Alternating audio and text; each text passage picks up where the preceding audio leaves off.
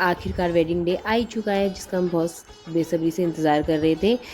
बारात almost ready हो चुकी थी, बैंड बाजे वाले घर के बाहर आके बैंड बाजा बजा रहे थे और दूल्हा भी ऑलमोस्ट रेडी हो चुका था। और दूल्हे की बहन ने सबसे पहले उसे पैसों की माला पहनाई, फिर भाभी ने उसकी उसे काजल लगाए। हमारे यहाँ काजल लगाने की रस्म भाभी द्वारा की जाती है, ऑलमोस्ट सभी जगह भाभी द्वारा की जाती है। फिर उसके बाद दूल्हा बाहर आ चुका था, दूल्हे के लिए घोड़ा मंगाया गया और वो घोड़े में बैठा। उसके बाद बारात निकल चुकी थी, घर के पास में ही एक शिव मंदिर था वहाँ के लिए, वहाँ भगवान के दर्शन किए, भगवान से आशीर्वाद लिया। फिर बारात निकल चुकी थी दुल्हन के घर की तरफ के लिए और रास्ते में ही हम दूल्हे की बग्गी भी आ चुकी थी, सारे बच्चे बग्गी में बैठ चुके थे दूल्हे के साथ और फिर बारात पहुंच चुकी थी दुल्हन के आसपास।